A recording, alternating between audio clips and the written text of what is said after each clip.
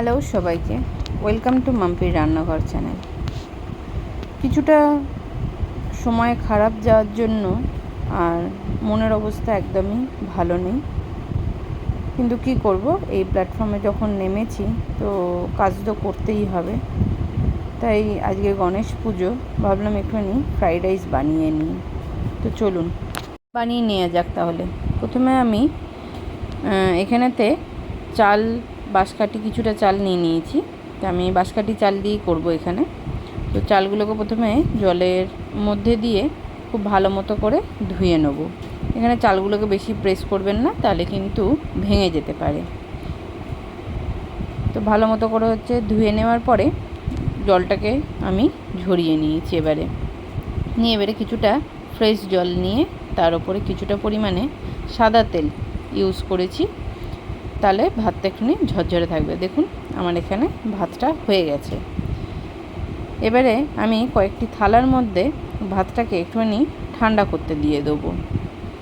আমি এরকমভাবে 4-5টা থালার মধ্যে আমি ভাতটাকে নিয়ে নিয়েছিলাম ঝেড়ে। তাহলে কি হলো, এখানেতে ভাপটা, গরম যে ভাপটা থাকে ভাতের, সেই ভাপটা বেরিয়ে যাবে, দিয়ে ভাতটা একটুখানি ঠান্ডা হয়ে যাবে। তাহলে যখন সবজিগুলো দিয়ে আমি নাড়বো, তখন আমার ভাতগুলো কড়ার গায়ে হোক বা যাতে আমি তৈরি করব সেখানেতে লেগে যাবে না।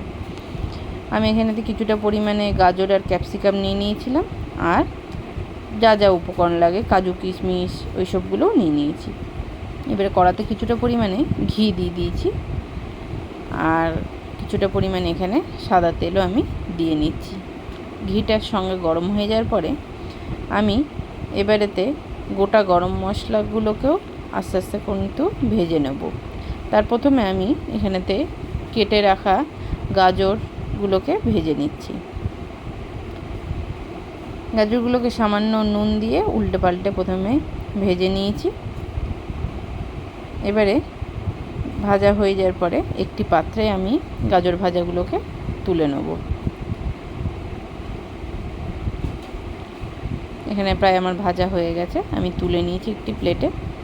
এরপরে দিয়ে দিয়েছি ক্যাপসিকামগুলোকেও গাজরের মতনই ভেজে নিতে হবে।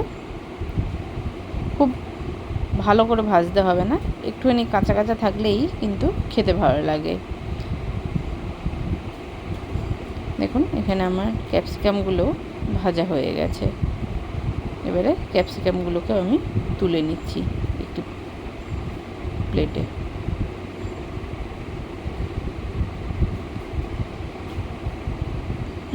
এবারে কিছুটা পরিমাণে যে কাজু কিশমিশ আর গোটা গরম মশলাগুলো রেখেছিলাম সাইডে, সেগুলোকেও তেলের মধ্যে হালকা করে ভেজে নেব।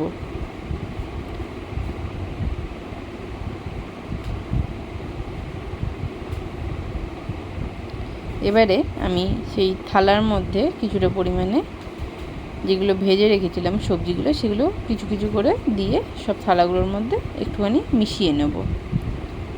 তারপরে কড়ার মধ্যে দিয়ে একটুখানি সামান্য নুন চিনিও থালার মধ্যেই দিয়ে নিচ্ছি। এটা আপনারা কড়ার মধ্যেও যখন ভাতগুলো দিয়ে ভেজে নেবেন তখন আপনারাও দিতে পারেন, কিন্তু আমি থালার মধ্যেই দিয়ে নিয়েছি। তাহলে বারে বারে আমাকে নুন চিনিটা অ্যাড করার জন্য হাত দিতে হবে না।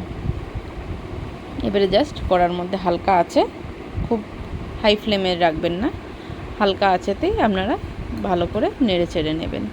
তাহলে ভালো মতনই ঘিটা আর সবজিগুলো ভাতের সঙ্গে মিশে যাবে, প্লাস চিনি যেটা দেয়া হয়েছিল চিনিটাও গলে যাবে।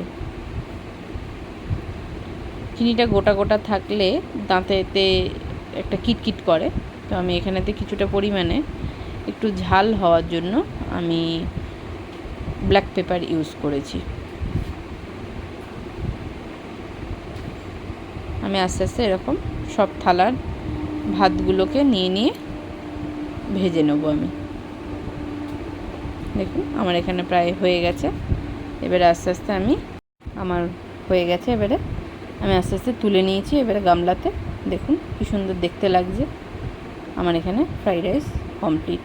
আজ গণেশ পুজোর সবাইকে প্রীতি শুভেচ্ছা ও ভালোবাসা।